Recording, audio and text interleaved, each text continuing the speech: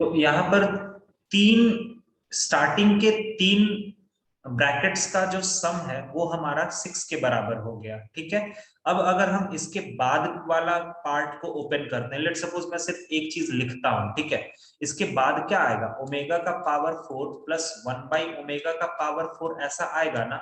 तो ओमेगा का पावर 4 क्या होता है, ओमेगा होता है, और प्लस नीचे भी यहाँ पर ओमेगा। तुम एक चीज नोटिस करो कि ये चीज फिर से रिपीट करना चालू कर रहा है, दिख रहा है तुम लोगों को, ये फिर से रिपीट करना चालू कर रहा है, यही वाला चीज को दिख रहा है, दिख रहा है तुम लोगों को। Yes sir. ठीक है, तो सर बस इतना ही हमें जानना था और कुछ भी नहीं। मतलब सर स्टार्टिंग के तीन का सम हमें 6 मिला है।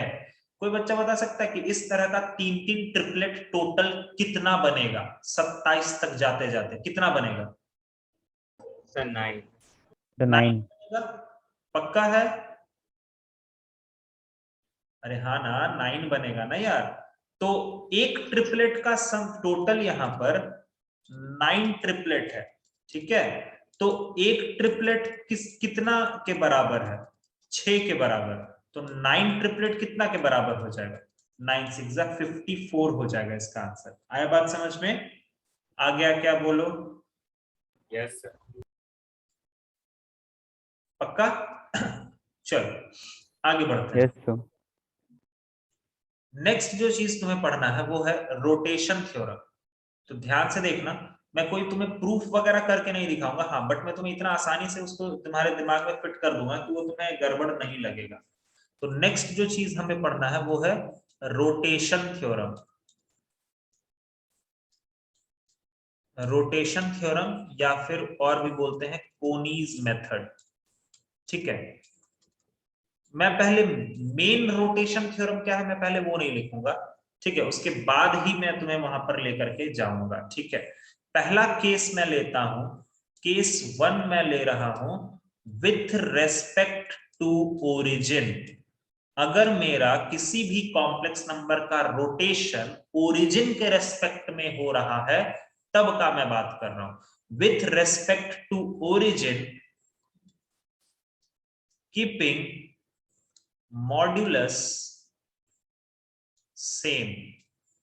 ठीक है, सबसे पहला चीज देखो क्या ये कहना चाह रहा है कि विथ रेस्पेक्ट टू ओरिजिन है, हमेशा जान लेना कि ओरिजिन 0,0 है। अब यहां पर एक कॉम्प्लेक्स नंबर है, लेट सपोज करो Z1। रोटेशन थ्योरम क्या है कि इस Z1 को तुम थीटा से घुमा रहे हो। लेट सपोज करो तुमने इसको थीटा से यहां घुमाया, तो नया वाला कॉम्प्लेक्स नंबर यहां है। तो तुम्हें यही बताना है कि जब तुम किसी भी कॉम्प्लेक्स नंबर को थीटा से रोटेट करते हो, थीटा से अगर तुम किसी भी कॉम्प्लेक्स नंबर को रोटेट करोगे तो नया पोजीशन क्या होगा, इसी को बोलते हैं रोटेशन थ्योरम। ठीक है, इसमें भी एक पहला केस है जब तुम्हारा सारा काम ओरिजिन के रेस्पेक्ट में हो रहा है, मतलब Z1 जो है वो ओरिजिन के रेस्पेक्ट में घूम रहा है। समझ में आ रहा? तो इसके लिए सिंपल सा एक फंडा है, वो समझ लो, तुम्हारा पूरा काम निकल गया। ठीक है, वो मैं इस तरह से तुम्हें समझाता हूं कि Z फाइनल जो होगा ना, वो होगा Z initial multiplied with rotation factor. Rotation factor क्या होता है? ई का पावर आयोटा थीटा। बस ये तुम पकड़ के चलो, पूरा रोटेशन थ्योरम तुमको समझ में आ जाएगा। फाइनल पोजीशन जो होता है वो इनिशियल पोजीशन मल्टीप्लाइड विथ ई का पावर आयोटा कितना एंगल घूमा है, ये होता है। अब यहां भी एक बात समझो, अगर तुम्हारा थीटा एंटी क्लॉकवाइज डायरेक्शन में है, अगर तुम रोटेट कर रहे हो एंटी क्लॉकवाइज डायरेक्शन में, तो थीटा को तुमको प्लस में लेना पड़ेगा, और अगर तुम क्लॉकवाइज डायरेक्शन में रोटेट कर रहे हो तो माइनस में लेना पड़ेगा। ये मुझे उतना बोलने की जरूरत नहीं है क्योंकि ये तुम्हें ऑलरेडी पता है। जैसे एक बात समझो, Z1 से तुम लोग चित्र देख रहे होगे, ठीक है, Z1 से अगर तुम Z2 के तरफ जाना चाहते हो तो तुम्हारा थीटा प्लस का रहेगा या माइनस का रहेगा, बताओ तो। तो प्लस का प्लस का, क्योंकि एंटी क्लॉकवाइज डायरेक्शन में। लेकिन अगर मैंने बोला कि तुम Z2 से Z1 के तरफ आओ, तब क्या रहेगा थीटा? नेगेटिव का। नेगेटिव रहेगा, उल्टा जा रहा है। ठीक है, तो यही बात होता है। अब आसानी से तुम्हें सारी चीजें समझ में आने लगेंगी। तो Z फाइनल जो होगा वो होगा Z इनिशियल इंटू E का पावर आयोटा थीटा। ठीक है, तो यहां पर हमारा Z फाइनल क्या है? देखो, ये हमारा इनिशियल पॉइंट है, दिस इज इनिशियल पॉइंट। यहां से हमको स्टार्ट करना है, और यहां से स्टार्ट करते हुए घूम के कहां जाना है? यहां जाना है। ठीक है, this is initial point and that is final point. तो फाइनल कितना है? वो है हमारा Z2। वो कैसे लिखेंगे सर? वो हम लिखेंगे Z1 इंटू ई का पावर आयोटा थीटा। आया बात समझ में? कैसे लिखते हैं? आया बात समझ में? बोलो, क्लियर है? सर बस ये हम लोग फॉर्मूला रोटेशन फैक्टर क्या, सर हम लोग रोटेशन फैक्टर को मल्टीप्लाई क्यों कर रहे हैं? इसके पीछे तो फिर पूरा का पूरा प्रूफ है। वो प्रूफ अगर करूंगा तो फिर उसमें अलग ही टाइम लगता है। ये प्रूफ होकर के ही आता है, रोटेशन फैक्टर वहां पर मल्टीप्लाई होता है। ठीक है, इसका अच्छा खासा प्रूफ होता है, वो वहां से ही आता है। उसमें तुम्हें वो वाला चीज भी यूज करना होता है कि tan a प्लस बी का फॉर्मूला यूज होता है, वो सब भी है। बट फिलहाल अभी इसको एक फॉर्मूला की तरह समझ के रखो। ज्यादा प्रूफ का कहीं पर भी जरूरत तुमको नहीं होता है। कोई भी जेई वगैरह के एग्जाम, और ये तुम्हारे सीबीएसई बोर्ड्स वगैरह में भी ये चीज कभी नहीं है, तुम देख लेना। ना तो रोटेशन थ्योरम है, ना तो तुम्हारे पास nth रूट्स ऑफ यूनिटी तुमको पढ़ना है, वैसा कुछ भी नहीं पढ़ना। ये सब एक्स्ट्रा की चीजें हैं जो मेंस और एडवांस में आती हैं। ठीक है, तो रोटेशन थ्योरम के लिए बस फाइनल रिजल्ट को समझ के रखो, तुम्हारा सारा रोटेशन थ्योरम का क्वेश्चन बन जाए, इवन एडवांस लेवल का भी क्वेश्चन बन जाएगा। अब बहुत बार आया भी है एडवांस लेवल में इसका क्वेश्चन, और बहुत आसानी से बनता है। ठीक है, तो Z final is equal to Z initial into E का पावर आयोटा थीटा। थीटा तुम पॉजिटिव लोगे अगर तुम्हारा रोटेशन एंटी क्लॉकवाइज है, थीटा तुम निगेटिव लोगे अगर तुम्हारा रोटेशन क्लॉकवाइज है। ठीक है, अच्छा ये तो रहा सर पहला बात। ठीक है, अच्छा अब ये इसमें हमने एक चीज ध्यान दीजिए सर, मॉड्यूलस सेम था सर। ठीक है, इसमें पहला केस 1 में पहला सब केस था। दूसरा है with respect to origin, keeping change in नहीं, with respect to origin with change in modulus। Modulus में अगर मॉड्यूलस में चेंज होना मतलब समझ रहे हो, लंबाई में चेंज होना। ठीक है, मॉड्यूलस में चेंज होना मतलब वो जो कॉम्प्लेक्स नंबर है ना, उसका जो लेंथ है उसमें चेंज आना। ठीक है, with respect to origin and modulus changes. ठीक है, अब इसका देखो मैं बताता हूं कैसे। अभी मान लो तुम्हारा एक पोजीशन ओरिजिन के रेस्पेक्ट में सब कुछ ले रहा है, ये हमारा एक Z1 कॉम्प्लेक्स नंबर है। ठीक है, दिस इज इनिशियल पोजीशन। मैंने बोला कि इस कॉम्प्लेक्स नंबर को तुम थीटा से रोटेट करो एंटी क्लॉकवाइज डायरेक्शन में, लेकिन आगे जाकर के इसको थोड़ा सा स्ट्रेच कर दो तो ये हमारा Z2 हो जाएगा। स्ट्रेच कर दिया मैंने, रोटेट करते वक्त मैंने अपने कॉम्प्लेक्स नंबर को खींच लिया थोड़ा सा। ठीक है, और ये मोशन कितना है? थीटा का। अब देखो फर्क क्या है, तुम आराम से सबसे पहले रोटेशन थ्योरम लिखो। वो होता है Z final is equal to Z initial into E का पावर आयोटा थीटा। चलो Z फाइनल क्या है बताओ सब लोग? वो है Z2 is equal Z initial क्या है? वो है Z1 इंटू E का पावर आयोटा थीटा। अब तुम बोलोगे सर ऊपर वाले और नीचे वाले में फर्क ही क्या? ये तो दोनों सेम ही है, अभी कंप्लीट नहीं हुआ है। फर्क ये है कि यहां पर जब भी मॉड्यूलस चेंज होता है ना बॉस, या जब भी मॉड्यूलस में लेंथ में फर्क होता है, एक चीज यहां पर आता है, वो होता है मॉड ऑफ Z2, और यहां होता है मॉड ऑफ Z1। ठीक है, एक्चुअल में यही तुम्हारा रोटेशन थ्योरम है। ये है तुम्हारा रोटेशन थ्योरम, जहां पर मॉड्यूलस नीचे आता ही है। तो सर ऊपर वाले में आपने मॉड्यूलस क्यों नहीं लगाया? अब इसका आंसर तुम लोग में से कोई बता सकता है कि ऊपर में मैंने मॉड्यूलस को कहां गायब कर दिया? कोई बच्चा बता सकता है ऊपर वाले केस में? बोलो। सर दोनों के मॉड्यूलस इक्वल थे तो कट गए। एग्जैक्टली, यस, दोनों का मॉड्यूलस इक्वल है तो फिर क्या फायदा? ठीक है, वो तो ऑब्वियसली कट ही जाएगा ना। समझ में आ रहा है? अच्छा, एक और बात सर, अभी तो ठीक है, ये सब दिमाग में हम रख लेंगे। बच्चा लोग, तुमको ये फील नहीं आ रहा, अगर थोड़ा सा मैं तुम्हें वेक्टर का फील दिलाऊं कि मान लो Z1 तुम्हारा एक वेक्टर है, मान लो इस कॉम्प्लेक्स नंबर में, देखो किसी भी कॉम्प्लेक्स नंबर को तुम एक पॉइंट में लिख सकते हो, और तुमने वेक्टर में ये पढ़ा होगा कि कोई भी पॉइंट को हम वेक्टर से रिप्रेजेंट कर सकते हैं, ठीक है? Yes sir. तो Z1 अगर एक वेक्टर है तो तुम्हें ये वाला LHS देख करके कुछ फील आ रहा है? तुम्हें ये फील नहीं आ रहा कि ये यूनिट वेक्टर जैसा लग रहा है? फील आ रहा है क्या? Yes sir. Yes unit vector. तो अब तुम अपने दिमाग को बस इतना रखना कि sir final unit vector is मैंने तो स्टार्ट लिया था Z फाइनल और Z इनिशियल से ना, लेकिन अब मैं तुम्हें बोल रहा हूं, तुम इसको वेक्टर से समझना चाहते हो तो बस ऐसे समझो कि फाइनल यूनिट वेक्टर। अब यूनिट वेक्टर क्यों? क्योंकि सर कुछ भी हो सकता है ना, अगर मॉड्यूलस सेम रहेगा तो दोनों तरफ का मॉड कट जाएगा, अगर मॉड्यूलस डिफरेंट रहेगा तो बात होगा फिर आगे, ठीक है? तो final unit vector is equal to initial unit vector, ठीक है, इनटू ई का पावर आयोटा थीटा। फिर से ये बोलने की जरूरत नहीं है कि थीटा अगर एंटी क्लॉकवाइज है तो पॉजिटिव लेना, थीटा अगर क्लॉकवाइज है तो निगेटिव लेना। ये दोनों पार्ट सबको समझ में आया? बताओ जल्दी से, क्लियर हुआ?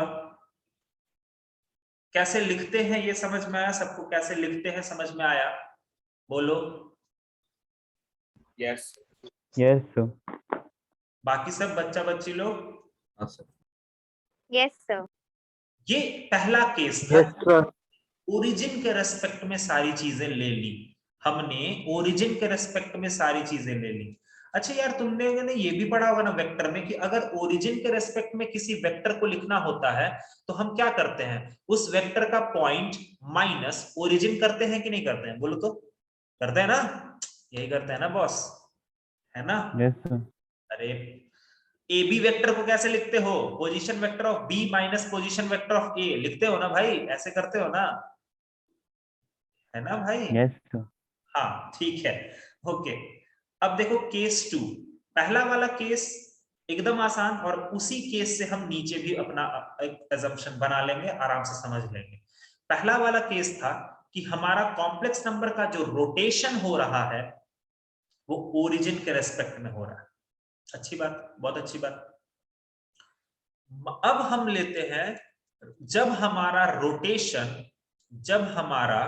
Rotation with respect to any other point Z0, कोई एक अलग ही पॉइंट है Z0, उसके रेस्पेक्ट में रोटेशन हो रहा है। इस बार ओरिजिन के रेस्पेक्ट में रोटेशन नहीं हो रहा, इस बार हमारा, इसमें भी रुको, एक पहला मुझे लिख लेने दो फिर मैं ड्राइंग बना देता हूं। पहला सब केस हमारा यहां बनेगा कि क्या कर दूं मैं, मॉड्यूलस सेम कर देता हूं, मॉड्यूलस सेम है। चलो पहला देखो, ये पहला केस क्या बोलना चाह रहा है कि इस बार हमें ओरिजिन से कोई लेना देना नहीं, हमारा इस बार कोई कॉम्प्लेक्स नंबर यहां है, ठीक है, दिस इज Z1।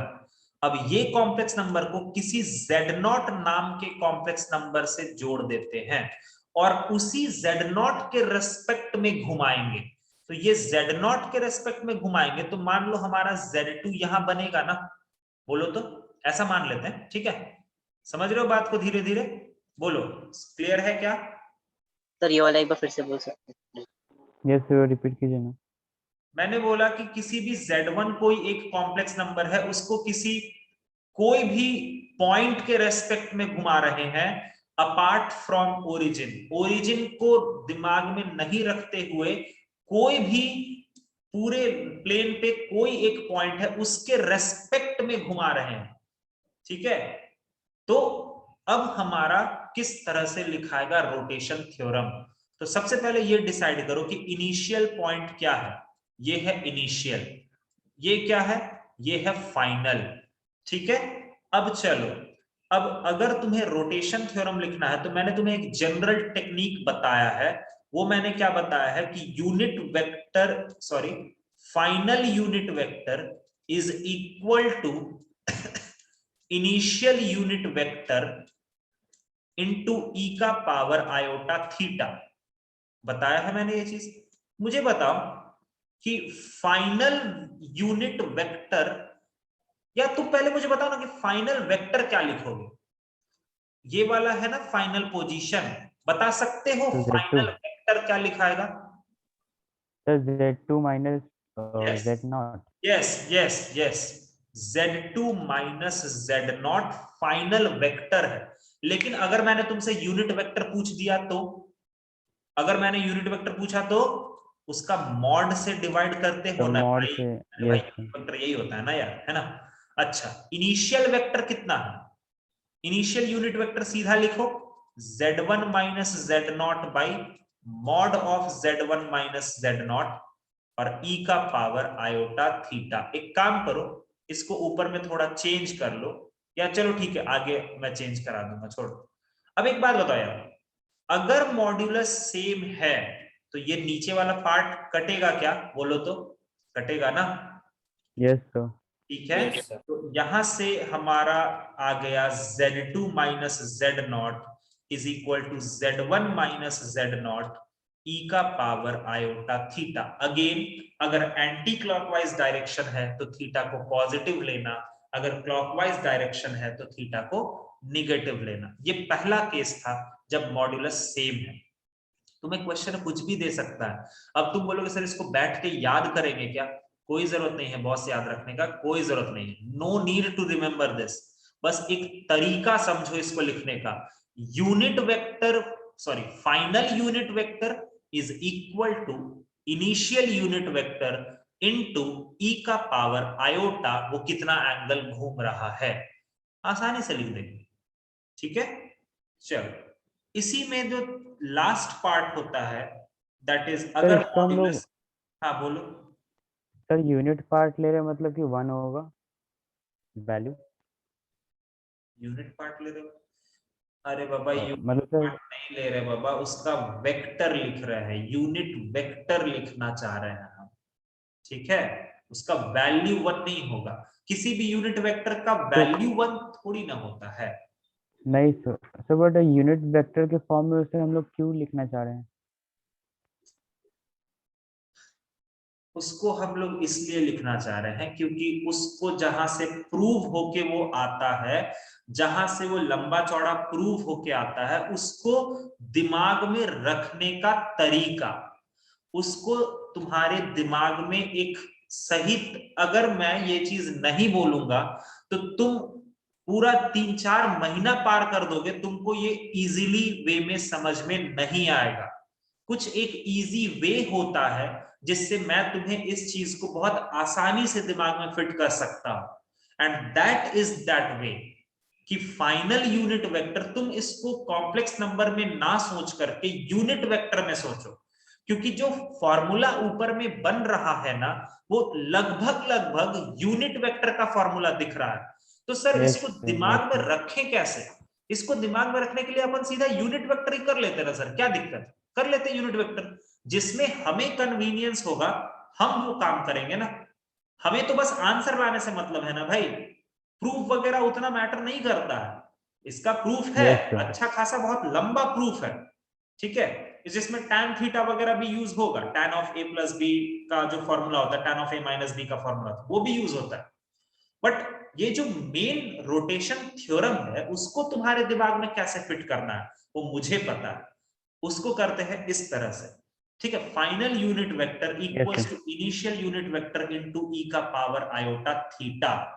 ठीक है, अब अगर मान लो मैंने बोला कि मॉड्यूलस चेंज कर जा रहा है, मॉड्यूलस चेंज कर रहा मतलब एक कॉम्प्लेक्स नंबर यहां है, लेट सपोज करो Z1 with respect to Z0, और इसको जब हम घुमा दे रहे हैं तो यहां आ गया Z2 और ये हमारा ऐसे। इस बार तुम देख सकते हो चित्र में भी कि जो कॉम्प्लेक्स नंबर का जो मॉड्यूलस है वो चेंज कर गया। तो मॉड्यूलस जब चेंज करता है तो भी तुम टेंशन मत लो, तुम सिर्फ मेरा वही वाला मंत्र याद रखो ना, तुम अपने आप लिख दोगे। पहले ये डिसाइड कर लो कि ये तुम्हारा इनिशियल पोजीशन है और ये तुम्हारा फाइनल पोजीशन है, ठीक है। तो चलो आप फाइनल यूनिट वेक्टर क्या लिखोगे बताओ तो जल्दी जल्दी से। अब फाइनल यूनिट वेक्टर क्या लिखोगे? वो तुम लिखोगे Z2 minus Z2 minus Z0 by mod of Z2 minus Z0 होगा ना, is equal to initial unit vector क्या लिखोगे? Z1 minus Z0 by Z1 minus Z0 का मॉड इंटू e का पावर आयोटा थीटा। समझ में आया? अब सर यहां पर मॉड्यूलस कटेगा क्या? यहां पर मॉड्यूलस काट दे, बोलो या नहीं काटे? No, sir. नहीं सर, नहीं, वेरी गुड। यहां पर मॉड्यूलस नहीं कटेगा क्योंकि दोनों मॉड्यूलस अलग अलग है। समझ में आ गया? समझ में आया? Yes sir, Yes, sir. This is the rotation theorem, इसी को बोलते हैं रोटेशन थ्योरम, जिसको मैंने तुम्हें बहुत इजी वे में समझा दिया। अब इसका कुछ एग्जांपल देखो कि कैसे एक्चुअली हम लोग करते हैं इसके क्वेश्चंस को। जैसे मान लो मैंने तुम्हें एक कॉम्प्लेक्स नंबर दिया है, लेट सपोज करो ओरिजिन के रेस्पेक्ट में ही मैं दे रहा हूं, ये हमारा है 1 + 3 आयोटा। मान लो ये कॉम्प्लेक्स नंबर है 1 + 3 आयोटा। इस कॉम्प्लेक्स नंबर को मैंने कितना 30 डिग्री से घुमाया। मान लो इस कॉम्प्लेक्स नंबर को मैंने 30 डिग्री से उधर घुमा दिया, तो बताओ कि विदाउट एनी चेंज, वो चित्र में भी लिखा रहता है, वो क्वेश्चन में भी लिखा रहता है कि जब तुम घुमा रहे हो तो चेंज हो रहा है या नहीं हो रहा है, ठीक है। तो जब ये इस कॉम्प्लेक्स नंबर को हम उधर घुमा रहे हैं और चेंज नहीं हो रहा है मॉड्यूलस, तो बताओ कि इसका जो पोजीशन होगा, ये मान लो Z2 है, ये मान लो Z1 है, तो बताओ कि Z2 जो कॉम्प्लेक्स नंबर होगा वो कितना बनेगा? ये होता है सवाल। तो ठीक है सर, कोई दिक्कत नहीं है, आइए हम आराम से करेंगे। हम सबसे पहले ये डिसाइड करते हैं कि ये हमारा इनिशियल पोजीशन है और ये हमारा फाइनल पोजीशन है। तुम लोग बताओ ना, मैं क्यों बताऊं, तुम लोग बताओ कैसे लिखेंगे। चलो आओ बोलो तो। सर आपने हमें सिखाया कि final unit vector is equal to initial unit vector into e का पावर आयोटा थीटा। चलो बताओ फाइनल यूनिट वेक्टर क्या है, बोल दो एकदम। Z2 Z2 और उसका मॉड्यूलस कहां गया बॉस? मॉड ऑफ Z2 होगा ना? यस सर, होगा ना? अरे हाँ ना, बोलो। हाँ सर, अच्छा, इनिशियल यूनिट वेक्टर क्या है? Z1 और उसका मॉड क्या होगा? Z1 होगा। और e का पावर आयोटा बताओ कितना डालें थीटा का value? Sir 30 degree 30 degree pi में बोलो ना भाई, पाई में। Pi/6 पाई बाई 6 प्लस का या माइनस का? plus. सर प्लस का। एंटी क्लॉकवाइज रोटेशन है, प्लस का। चलो बहुत बढ़िया। सर अभी अभी आपने बोला कि ये दोनों जब हम रोटेट कर रहे हैं तो हमारा कॉम्प्लेक्स नंबर का मॉड्यूलस नहीं बदल रहा है, तो सर आराम से इसको काट दीजिए। सही बात है? सही बात है ना? सर यहाँ पे क्वाड्रेंट का कुछ इफेक्ट पड़ेगा क्या? क्वाड्रेंट का कुछ भी नहीं, कोई भी एक्स्ट्रा दिमाग मत लगाना, कुछ भी एक्स्ट्रा दिमाग मत लगाना। तुमको जो फाइनल आंसर आएगा वो ऑटोमेटिकली आ जाएगा। ये एक ऐसा चीज है, अगर तुम कुछ भी उल जुलूल दिमाग लगा दोगे, एक्स्ट्रा अगर बुद्धि लगा दोगे तो गड़बड़ हो जाएगा। एक सिंपल तरीका मैंने तुम्हें बता दिया है, तुम आराम से इस मेथड से कोई भी क्वेश्चन को निकाल सकते हो, किसी भी क्वेश्चन को। देखो अब तुम क्वाड्रेंट वगैरह कुछ मत सोचना, यहां पर रोटेशन है, Yes, sir. सीधा ये फंडा लगाओ, निकाल लो आंसर। Z2 हमें निकालना है, Z1 का वैल्यू कितना है? 1 + 3 आयोटा, और e का पावर आयोटा π/6 को मैं ऐसा लिखूं क्या? cos π/6 plus iota sin π/6। बुरा तो नहीं मानोगे ना? देख लो, सही है ना? नहीं सर, अरे ठीक है ना भाई, कोई दिक्कत है क्या? ठीक है सर। Z2 क्या हो जाएगा? वो हो जाएगा 1 + 3 आयोटा। बताओ cos π/6 कितना होता है? √3/2 प्लस sin π/6 1/2 आयोटा। इसको मल्टीप्लाई मारो और आंसर ले आओ। समझ में आया? वो मैं नहीं करूंगा, मैं मल्टीप्लाई वगैरह नहीं करूंगा, वो तुम कर लेना, ठीक है। बट फाइनली जब तुम इसको मल्टीप्लाई करोगे तो कुछ रियल पार्ट आएगा, कुछ इमेजिनरी पार्ट आएगा, वही उसका कोऑर्डिनेट हो जाएगा, वही वो उसका कॉम्प्लेक्स नंबर हो जाएगा। बात खत्म हो गया, हो जाएगा ना? अब बोलो। Yes sir. सेम इसी क्वेश्चन को मैं रखता हूं, सुनना ध्यान से, इसी क्वेश्चन को मैं रखता हूं और बस थोड़ा सा मैं एक काम करूंगा, थोड़ा रुक जाओ, एकदम सेम यही क्वेश्चन है। और इस बार मैंने क्वेश्चन में क्या चेंज किया कि ड्यूरिंग रोटेशन या फिर after rotation length is stretched 2 times। Length को मैंने दुगना कर दिया बस। तो जब भी लेंथ का सवाल आ जाएगा ना, तुम टेंशन ना लेना, मैं बताता हूं कैसे करेंगे। देखो सबसे पहले वही अपना स्टार्ट करते हैं लिखना, ठीक है। तो बताओ फाइनल यूनिट वेक्टर को तुम क्या लिखोगे? Z2 upon mod of Z2, एकदम सही है क्या? देखो इनिशियल यूनिट वेक्टर को क्या लिखोगे? ऐसा लिखोगे इनटू ई का पावर आयोटा पाई बाई 6। ये समझ रहे हो सब लोग? ये तो बैठाना ही है यार, ये तो तुम्हें करना ही है। लेकिन एक बात बताओ मेरे को, हमें क्या बोला गया है कि जो नया वाला कॉम्प्लेक्स नंबर है उसका लेंथ कितना है? 2 टाइम्स है ना पुराने वाले कॉम्प्लेक्स नंबर का। Yes sir. पुराने वाले कॉम्प्लेक्स नंबर की लंबाई का दुगना है, समझ रहे हो? हाँ सर। बाकी लोग जल्दी जल्दी बोल। अरे हाँ ना, बोलते ही नहीं हो यार, एकदम सोए पड़े रहते हो। Yes sir. एक एक करके बोलवाना पड़ता है, वाह। चलो सर एक बार हाउस द जोश बोल दीजिए। अरे क्या बोलूं, छोड़ो, अब ऐसे भी नींद आ रहा होगा तुम लोगों को। खैर सर का ही जोश लो। क्या बेटा? सर बोल रहे आपका भी जोश लो है।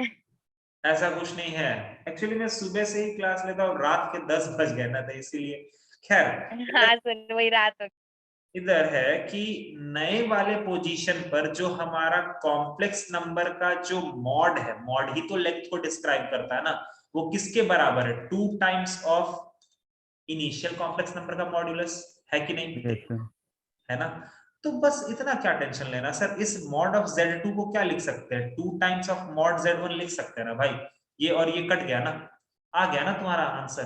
तो Z2 इज इक्वल टू 2 रहने दो, Z1 का क्या लिखेंगे?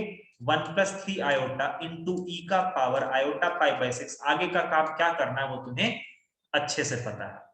ई का पावर आयोटा पाई बाई 6 को फिर लिखो, बाकी का चीज जैसे लिखते हैं हम लोग कि cos of pi by 6 plus iota sine pi by 6, वो सब लिखो और आंसर ले आओ। आया बात समझ में? Yes sir. हाँ सर। यहां पर एक जरूरी इंफॉर्मेशन मैं तुम्हें देना चाहता हूं और उसके बाद एक क्वेश्चन कर लेते हैं, फिर पैकअप करेंगे। बहुत जरूरी इंफॉर्मेशन, वो लिखो, if any complex number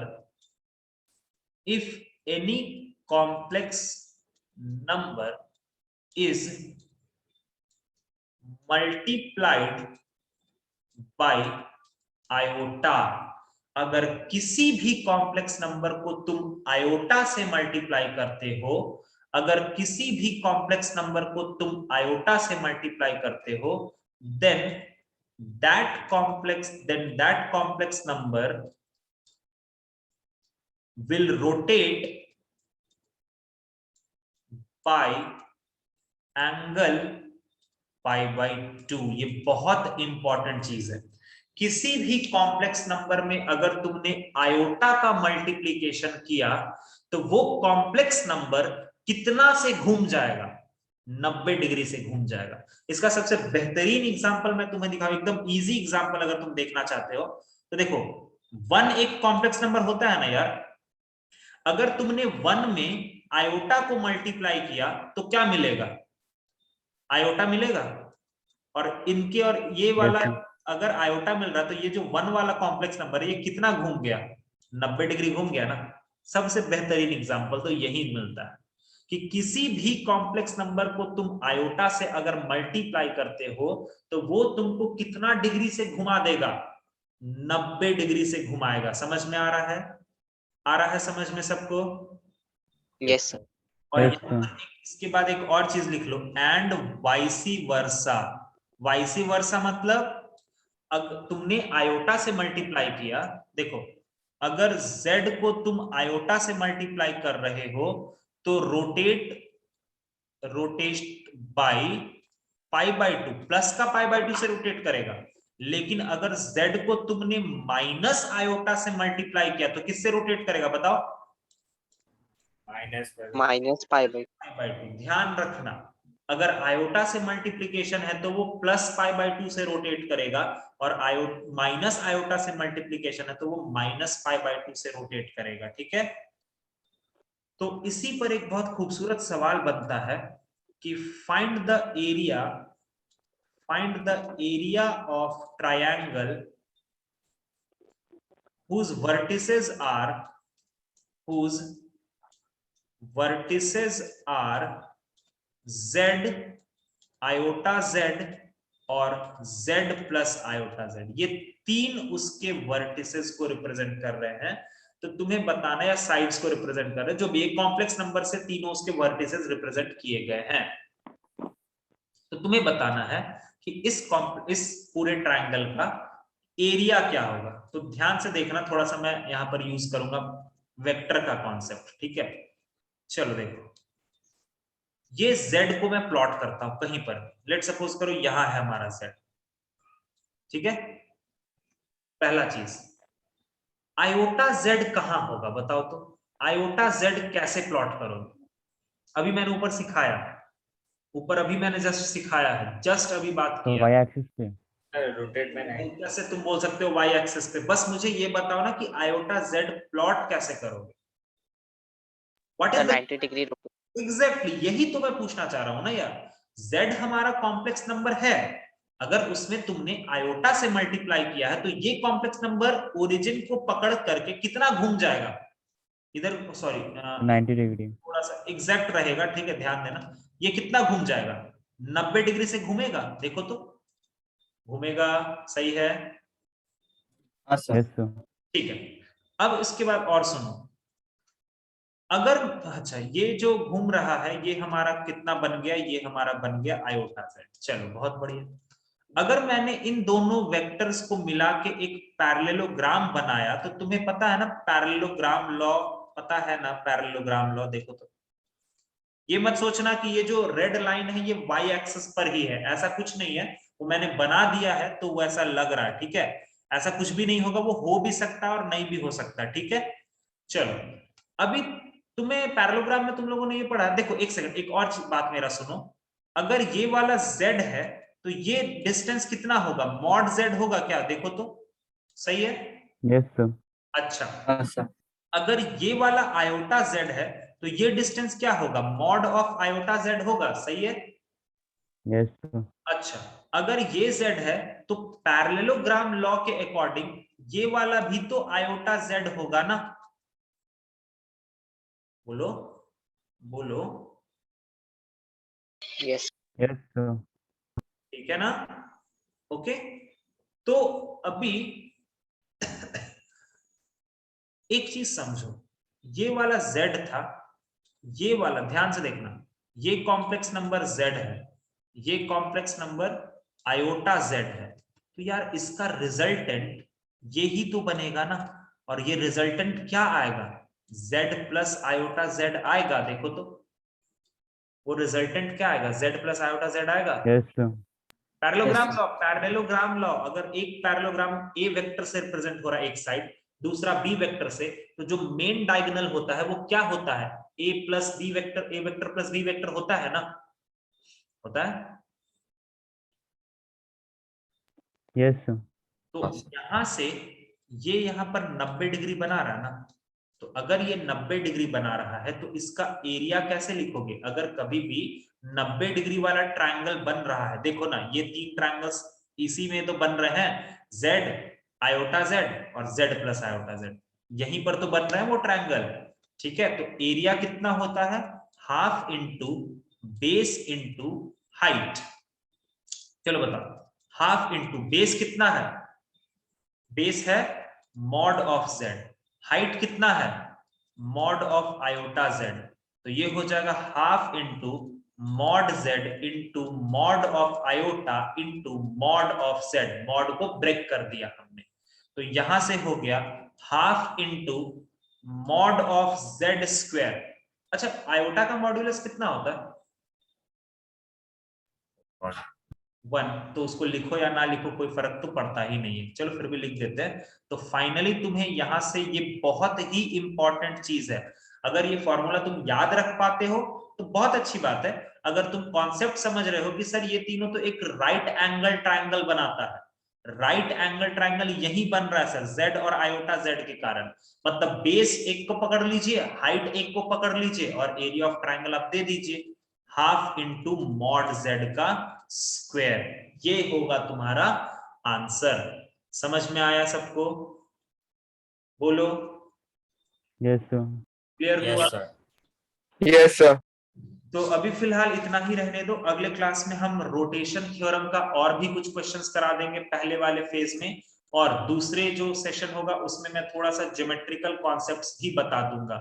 I think अगले क्लास में पक्का ये पूरा चैप्टर फिनिश हो जाएगा, उसके बाद प्रीवियस ईयर क्वेश्चंस के लिए एक दिन टाइम निकाल के हम उसको करवा देंगे। ठीक है, चलो फिर जो भी मैंने पढ़ाया उसको अच्छे से समझो, कॉम्प्लेक्स नंबर मॉड्यूल को बनाना सॉल्व करो, वहां पर ये सारी चीजें तुम्हें मिलेंगी। कुछ कुछ ऐसा क्वेश्चंस होगा जो तुमसे नहीं बनेगा, उसको अभी छोड़ देना, मैं उसको डिस्कस करूंगा। ठीक है, ओके जॉर्डी, तुम मुझे एक काम करो, तुम्हारा जो क्वेश्चन था ना यार, एक्चुअली वो ग्रुप में इतना ऊपर चला गया कि मैं देख नहीं पा रहा, तुम मुझे पर्सनली मैसेज कर देगा क्या वो क्वेश्चंस? सर सब क्या सर पूरा? क्वेश्चंस फोटोज में है ना यार, फोटोज है ना? हाँ सर वही पूरा भेज दें। कितने फोटोज हैं? सर 20 शायद। 20 फोटोज हैं? हाँ सर। और हर एक फोटो में अलग अलग क्वेश्चंस है क्या? हाँ सर। हाँ फिर भेज दो, मैं उसमें क्या करूंगा ना कि मैं क्वेश्चन देखूंगा और ऑडियो करके तुम्हें भेज दूंगा, ऐसे कर करके मुझे भी फायदा होगा कि मैं स्लाइड करूंगा, ऑडियो रिकॉर्ड करूंगा, भेज दूंगा, ऐसे कर करके, समझ रहे हो ना, मेरे को भी फायदा होगा उसमें, जल्दी जल्दी में। ठीक है, तो मुझे पर्सनली भेज दे, मैं बता देता तेरे को। ठीक है, सर ओके चलो फिर मिलेंगे अगले क्लास में, इसको रिवाइज करो अच्छे से और इससे रिलेटेड क्वेश्चंस तुम्हें मिलेंगे मॉड्यूल में, उसको बनाओ सब लोग। ठीक है, चलो फिर good night, take care, sweet dreams, Good night, sir. जय हिंद, Thank you, sir. Bye bye. Thank you sir. Thank you, sir.